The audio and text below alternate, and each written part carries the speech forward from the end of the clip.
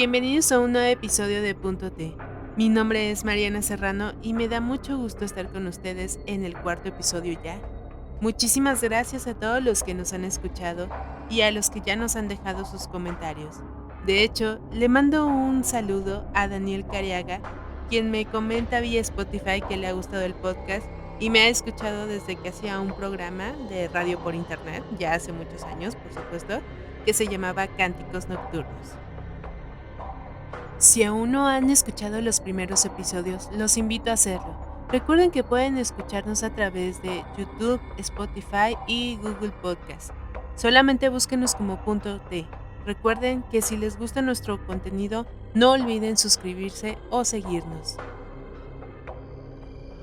El día de hoy platicaremos sobre una de las corrientes culturales y artísticas más importantes en el mundo y que por supuesto marcó bastante dentro del cine.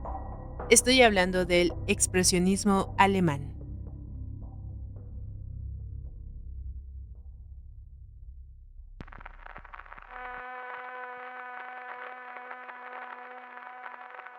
Al igual que el barroco, el romanticismo y el realismo, el expresionismo han existido siempre en diferente medida en todas las expresiones artísticas. Como corriente se sitúa entre 1880 y 1930. Fue un movimiento esencialmente germánico que se extendió luego a los demás países europeos. Los expresionistas, a diferencia de otros movimientos artísticos, nunca estuvieron agrupados, siendo notable su tendencia hacia la soledad.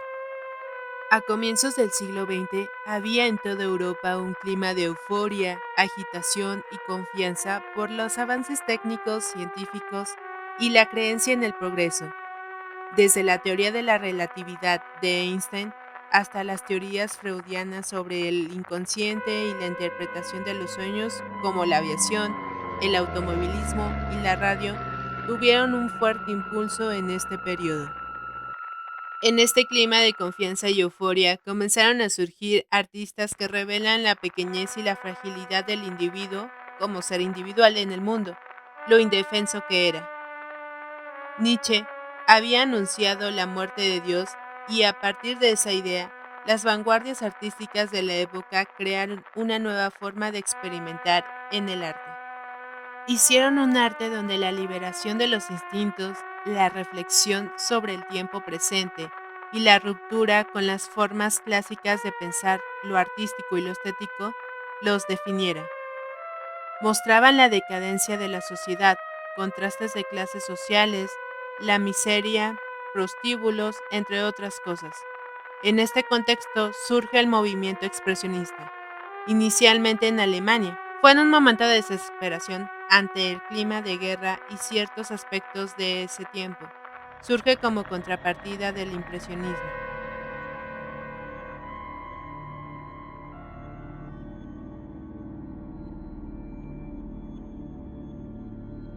El cine expresionista alemán fue un movimiento cinematográfico que significó un antes y un después para la historia del cine, influyendo de manera decisiva a géneros como el cine negro o el cine de terror. Por ello, en sus filmes se altera el punto de vista, dando lugar a deformaciones de la realidad con un uso especial de la luz, los decorados y la escenografía. El expresionismo alemán en el cine fue clave la arquitectura de Erich Mendelssohn, Hans Poelzig y el teatro de Max Reinhardt. De hecho, fue Hans Poelzig quien en 1919 construyó un teatro especial para que Reinhardt representara sus obras llamando Gran Teatro. Max Reinhardt fue uno de los exponentes más importantes del teatro en Alemania de esos años, creando un nuevo concepto de teatro donde diseñó toda la escenografía, creó el Karmenspiel. En el Karmenspiel los espectadores asistían a obras de teatro con un aforo reducido, donde lo más importante era crear una atmósfera de intimidad con la obra y el público, introduciendo elementos estéticos como un uso especial de la luz. Este planteamiento estético será copiado por los directores del cine expresionista.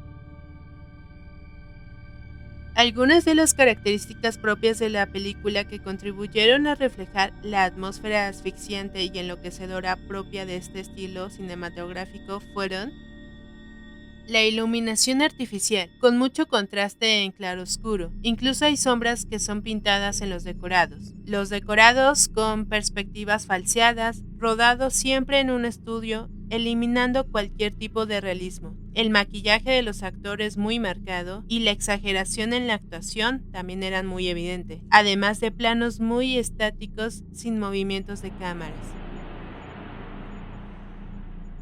Se consideran precursoras del cine expresionista alemán films como El estudiante de Praga de 1913 de Paul Wagner, El Golem de 1914 también de Paul Wagner y Henrik Galeen. Todas ellas anticipan algunas características que serán fundamentales para el cine del expresionismo alemán. Estos films tienen en común los filmes históricos comerciales de esa época, que los hechos eran enfocados desde un punto de vista subjetivo. Tras una guerra, la gente buscaba productos evasivos para olvidar el drama de la guerra y poco a poco se fue conformando el estilo del expresionismo alemán en el cine.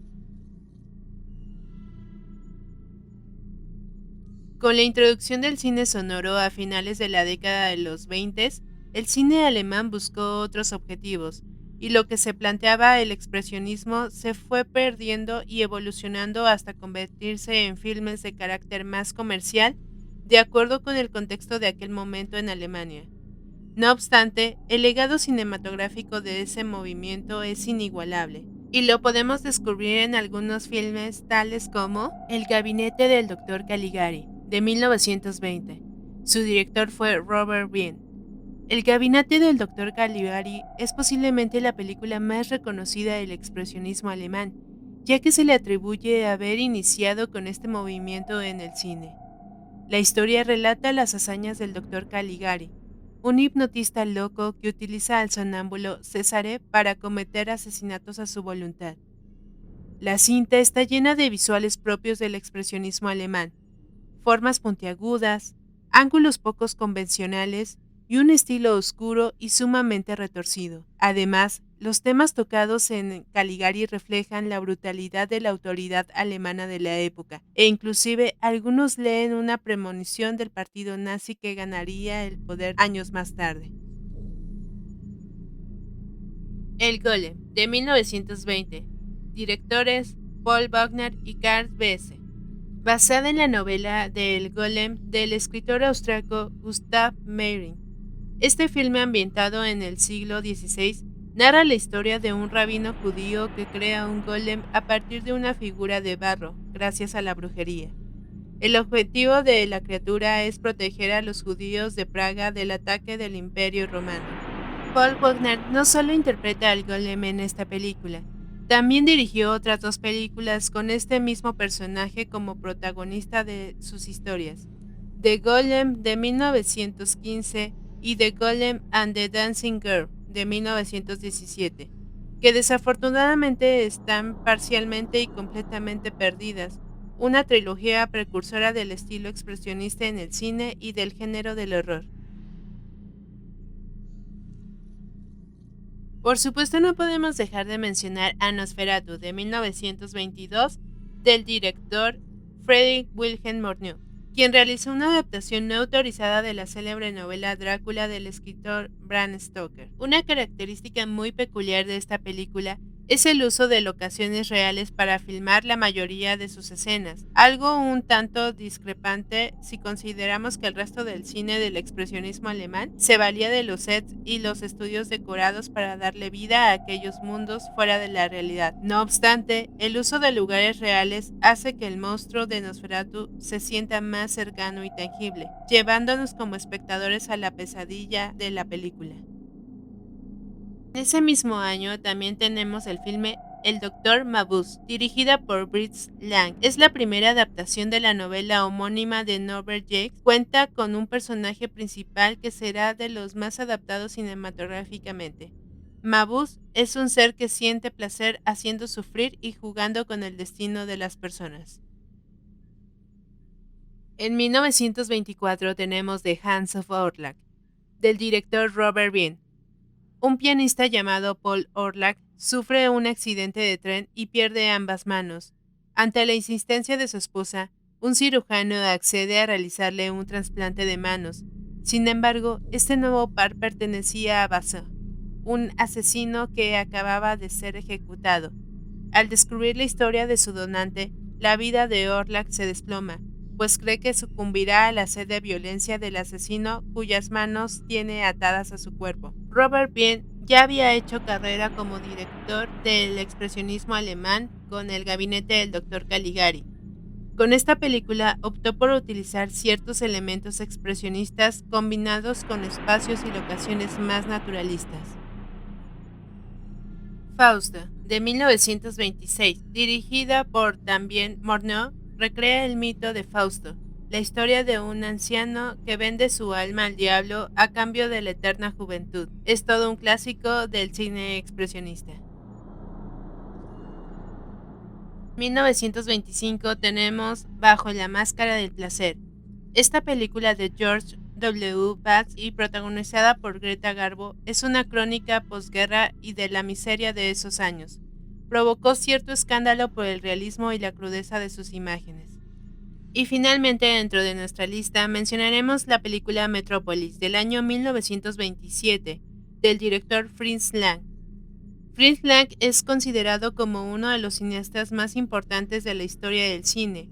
Hizo carrera en Hollywood con el cine negro, pero en sus inicios contribuyó a este movimiento cinematográfico alemán con diferentes películas. Metrópolis es una de ellas, y quizá también sea la película muda alemana más reconocida de la actualidad. La historia narra la opresión que vive la clase obrera en una megalópolis del siglo XXI, donde este grupo vive aislado en los subterráneos de la ciudad, con la imposibilidad de salir al mundo exterior, el mundo de la clase alta.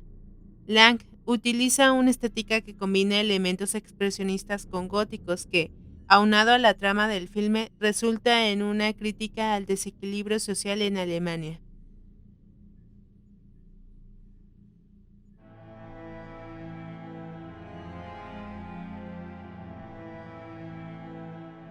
Hoy en día, el expresionismo continúa siendo una importante área de estudio para historiadores y personas interesadas en el séptimo arte.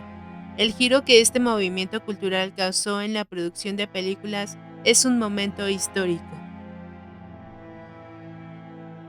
Pero ¿ustedes qué opinan de esta corriente cinematográfica? ¿Conocen algún otro filme? No olviden dejarlo en los comentarios. Fue un placer estar con ustedes en el momento en el que hayan elegido escuchar el episodio de Punto T. Mi nombre es Mariana Serrano y que tengan dulces y macabras pesadillas. Hasta la próxima.